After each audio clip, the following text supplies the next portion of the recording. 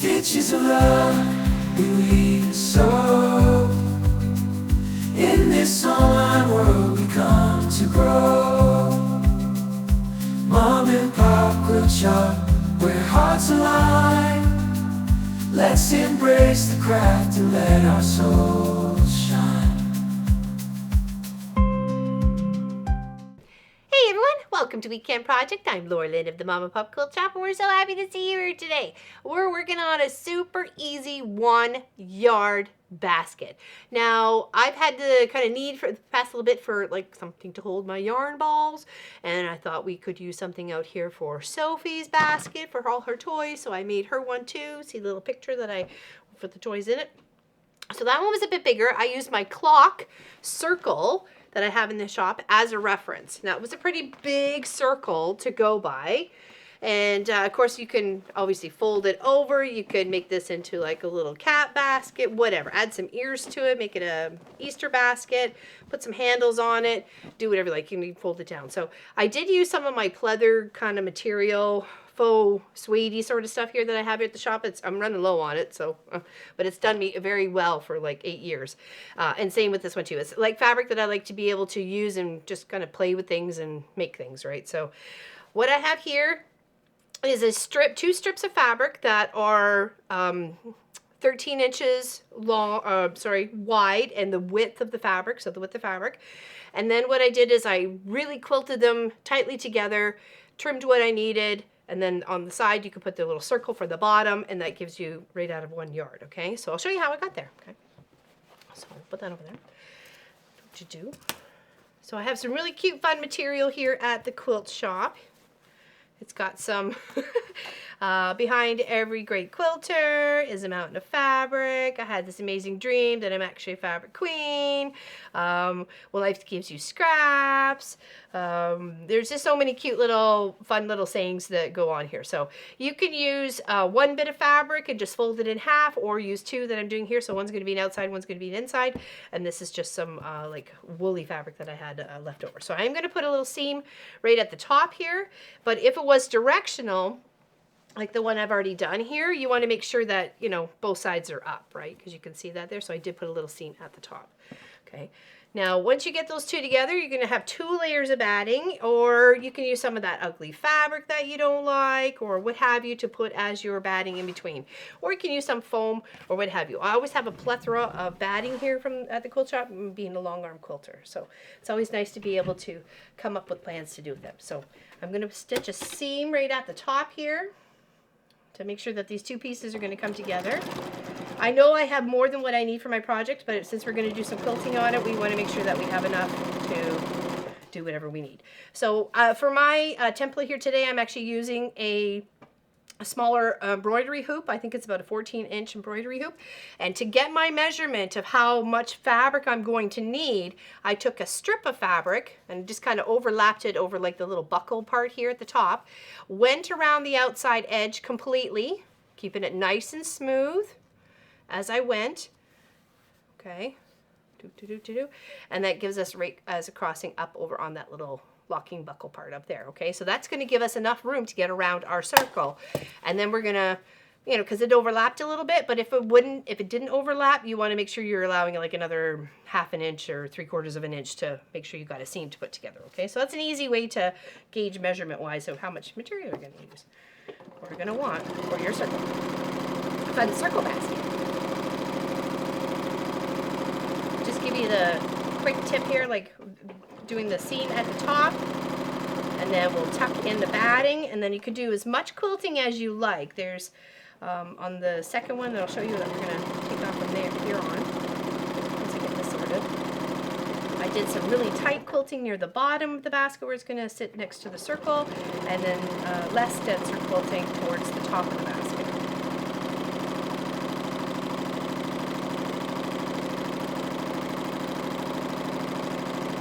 Now you can use a pot lid or a big circle that you have around here. Like I got embroidery hoops and a nice circular clock and stuff. Okay, once we get that sorted, okay. okay? So once you get your two seams together at the top there, so that's good. So to prevent, or you can put binding at the top if you don't want to put a folded seam here. That's totally up to you.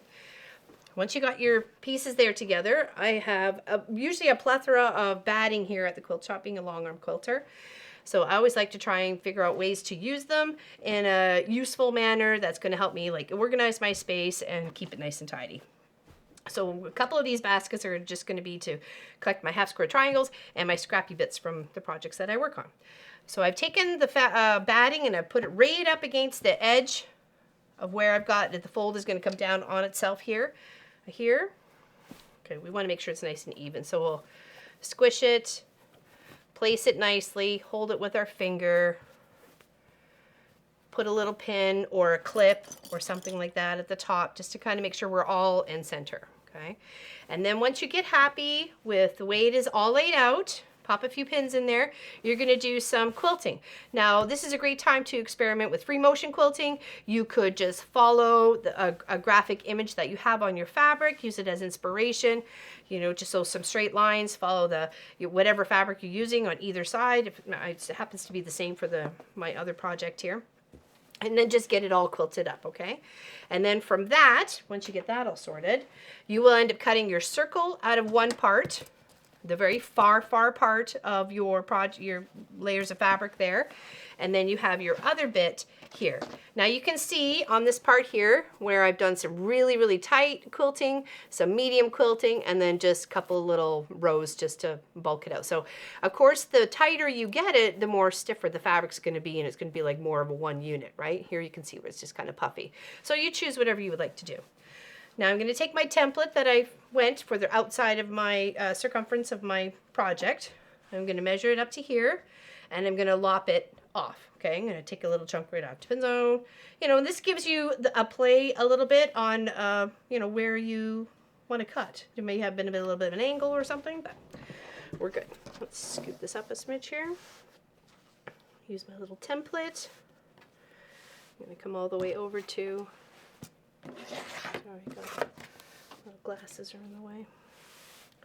Over here. Take our ruler. Scooch. It's just a bigger project. And we can come a little bit shy. We can have a little bit of a wider seam on the inside, but it gives us a little bit of play, okay? So we're just going to go like an extra ½ inch, come all the way up, follow a line, we're good to go. So now what we want to do with this part is we want to pin it around. So I wasn't sealing up any of my seams. I was just doing like a little zigzag to keep it as one unit and go from there. So start at one side, give yourself a bit of a gap because we're going to want to put that side seam in together. This is a perfect spot for clips. Work your way around the outside of the circle. Pop a clip. And of course you need to have what you want to be showing on the outside on this side, because this, where the seam is going to be popped to the inside, okay?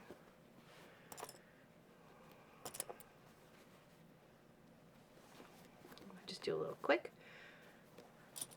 The longest time it takes is to do the quilting. Decide on how you want your project quilted up. Okay.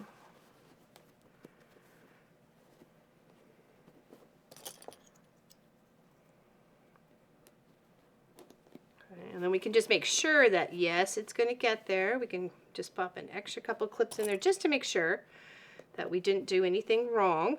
If we have an excessive on that side, like if we had like a couple inches or something, you know, we can trim that up. So it looks like we're good to go. Okay, so I want to get a better idea of what the seam allowance is by putting these two together. Okay, so push there, squish that up against here. It's nice and even. Okay, we got ourselves about a ½ inch seam allowance. We're going to pinch that on both sides. Take these last two little clips out that we did do so we can do that seam allowance. Okay, so that edge shut.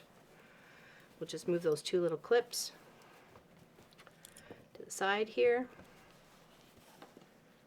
Now, it took me probably about 40 minutes to do the quilting on some of the projects, so take your time, right? It's a great way to use some of your decorative stitches as well. Get that out of the way. Now we're just going to sew down that seam, and then we're going to sew all the way the circle, and that's it. We closed it up. Now, if you wanted to, you could add a little binding, but it's not absolutely 100% necessary. Oh, did we unthread ourselves? We did. Oh, no. Okay. We've come undone. And this is a great way to use up some threads. You may have you got some bobbins you just want to use up. Use them. Okay, now I'm just going to do a straight seam. Just a normal 2.4 stitch. I am going to back stitch. I'm going to try and give it that thick 1/2 inch seam allowance.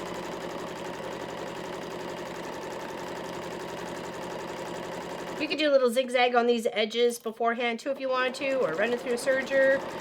It doesn't, it's just going to hold stuff. It's really not going to matter to me. But you can finish it any way you like, okay? All right. Now we're going to go back over to our table here and put the rest of our little clips in where they belong. Hopefully we've got our little seam allowance perfect there. Looks like we have a little extra. Let's see. Just have to do a little bit closer, but that's it. No, I think we're okay. Just got to get the clip in the right spot. I am going to try and split that seam with a clip. We have both fabrics there. I'm trying to get both fabrics to split there. Okay, there we go. I got it. Pop a clip right there. Another clip. These clips are so amazing for bags. If you want to take on bags or any like bulky kind of projects like this that need a little extra helping hand to go all the way around, then go for it. So there we go. Isn't that cute? And we'll just sew around that edge there, and you got yourself a cute little basket. Okay, back underneath the machine. Try to line ourselves up. And again, you can use a zigzag stitch at this time, whatever makes you happy. Just going to try and come up a little bit before where the seam is on around the side, and then just stitch straight over top. So I'm not starting there and kind of just working my way through there. Just kind of squishing my fingers underneath a bit. I'm going to make some stitches and then take away a clip. Make some stitches and then take away a clip. But I'm going to try and shift it nice and flat too. I don't want any puckers or pleats all the way around my circles. Okay.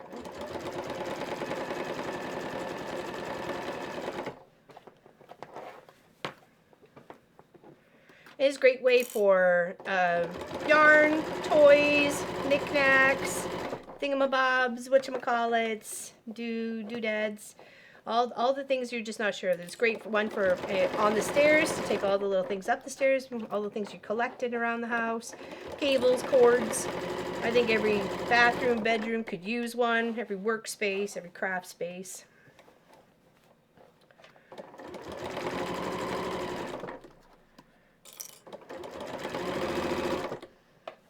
And of course, if you had some, like I said, some really ugly material you just don't know what to do with, layer it up a couple times, put it on the inside instead of your batting or with your batting.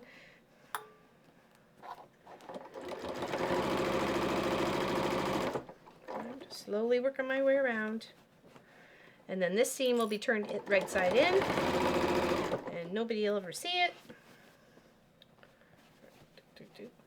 As you can tell, the difference in the quilting right here, there's like straight, really close together, a little bit further apart, and then like really further apart up here. So it's like a good 1.5 inches almost distance. Okay. Play around, have some fun. You got some stitches on your machine you've probably been dying to use, and just don't, you know, one row's this stitch and another row's that stitch, and especially if it's something for your sewing space, it goes with it. So. Okay, we're almost there, almost around.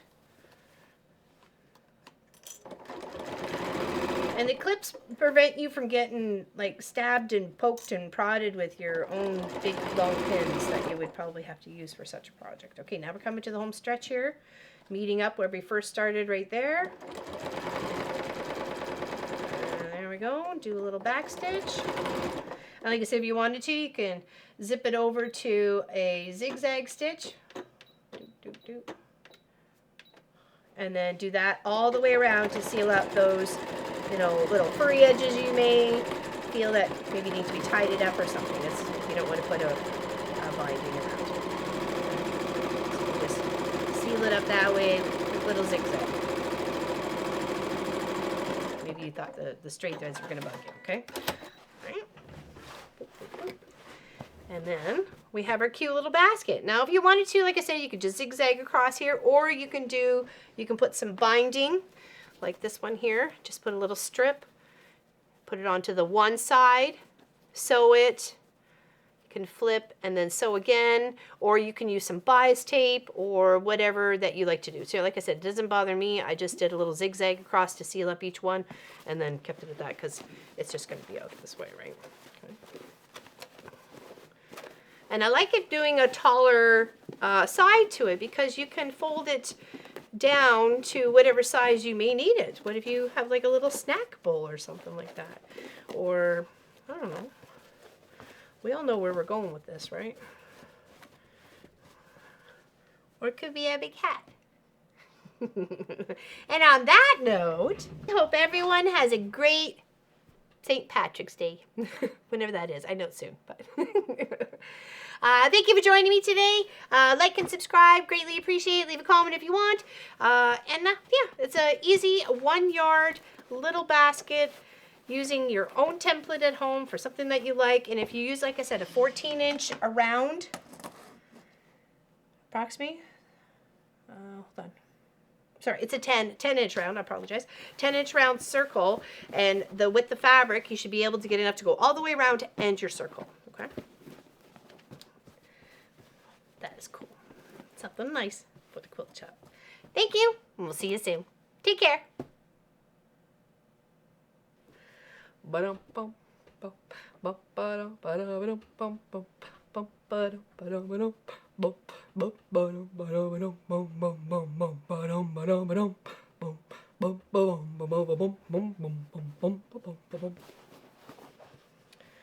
And it's a hat.